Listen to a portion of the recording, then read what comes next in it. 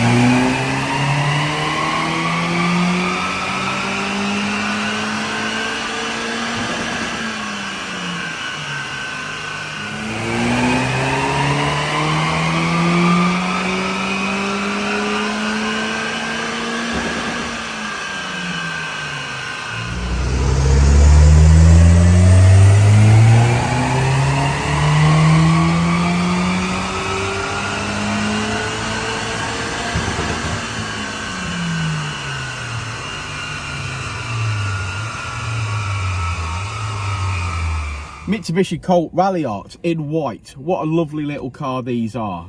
Pretty nippy. This one has got a few basic modifications. I think the exhaust was tired, so Jensen's fitted a Scorpion catback system today.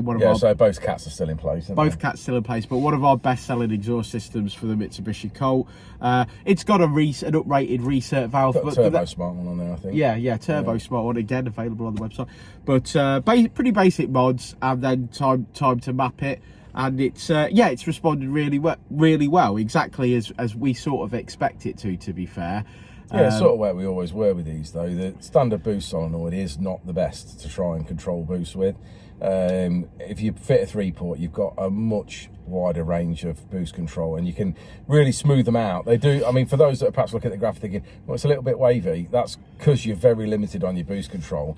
We sort of try our best to get it as smooth as possible, but like I say, with that standard valve, there is some limitations. Change it to a 3-port. Yeah, we've got the 3-port available on the website. We fit a lot of those, but it's important to remember that you cannot fit a 3-port boost solenoid until it's being tuned. Yeah, so to be fair, we did have that recently, didn't we? Yeah, so remember customer asked if he could fit, we said no, because obviously the duty cycle is generally set at 100%.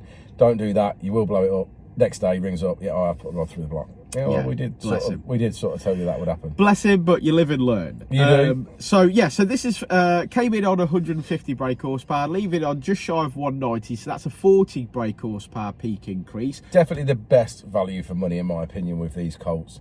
Fit exhaust on there, bit of a dump valve.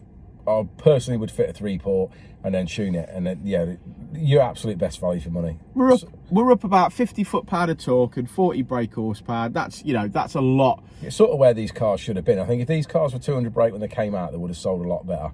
Yes, I don't think that was the market they were quite aiming for, though, unfortunately, because the competition at the time was the Fiesta ST150. It was, yeah. To be fair, yeah. So it's a similar sort of power level. Yeah. But obviously the ST150 is NA. But yeah, great cars. We love them. This one's very tidy. It's got some nice alloys on it, etc. And yeah, I will always. I've said this before. I've got a Mitsubishi Colt myself. I will always have one.